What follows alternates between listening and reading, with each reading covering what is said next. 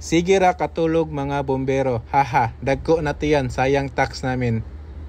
6:26 sa morning, naglakaw mi mag-conduct mig fire safety investigation dito sa sunog nga nahitabo. So mao ni siya akong kauban si FO3 Kluma among fire safety investigator, I mean.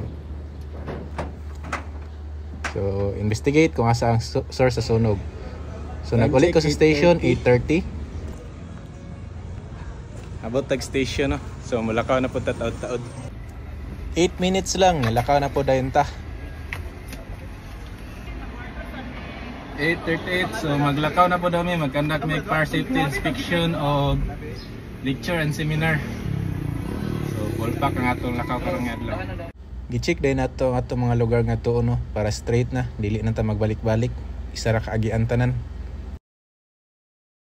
First stop day namo is kani siyang sound system nga supplier na sila kanang pwede mo mag-rent. Then second stop namo is kaning kananan, lami kay ilang kananan. Of course, i-check na nato ang ilang mga fire safety equipments kung functional. Nag-check po ta og TISDA nga eskwelahan, atong check ilang mga safety equipments, emergency light ug uban pa. Napot tay gi-check nga mga hotel or accommodation, bahay tulugan. So nindot kini lang bahay tulugan no. Barato ra, diri ra ni sa Manolo makita. Dala endorsement na lang ni.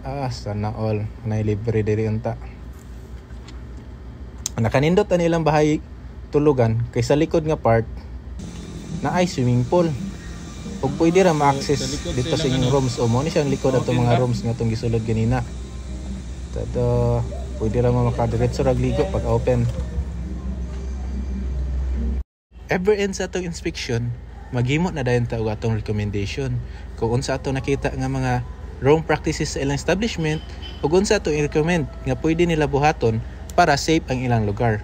So pasensyahay day kay mga ma'am sir ha, kung medyo stricto kay ko, daghan kay kog isulat nga mga requirements ninyo. I'm not doing it for my own good, but I'm doing it for your own safety. So unta, kung unsa ako isulat, inyo pong tumanon. Kay kana siya, para ra gina sa inyo ha. Last na to inspection no, before tanan ni Odto kaning isa ka kananan. Then pag alauna, nag-conduct may fire safety lecture and seminar and drills. So diri na siya sa Anaksiano, Alai. So okay kay lang na dire kay na sila yung mga fire hose. Ug prepared kay sila, napod sila yung mga rescuer.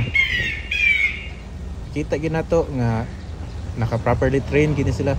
So kung in cases man nga naisunog, kabalo gini sila unsay buhaton. Ug mao po ni siya purpose sa fire extinguisher. So pag pauli namo, medyo na traffic na gyud, kusog ng ulan. Traffic na diri sa pasaka sa Manolo. Tungod kay naay sakyanan nga truck dili kasaka. So alas 5 na kape na pata nakabalik sa station. Actually napagirun ta may lakwon pero kusog na kayong ulan. So niuli na lang ta. Ugma na po ta mag-inspection. So ang trabaho na mo dili ra pagpatay sa sunog, daghan kay may trabaho. Apil na ang pag-prevent sa fire. Muna ga-conduct may mga fire safety inspection. Ganina nag-fire drill mi dito sa Anaksiano, fire drill and lecture. Pag umanda yun sa fire drill lecture, nag-inspection na po mi. Full pa kaya itong lakaw karon, so medyo kapoy-kapoy. So that's all. Thank you.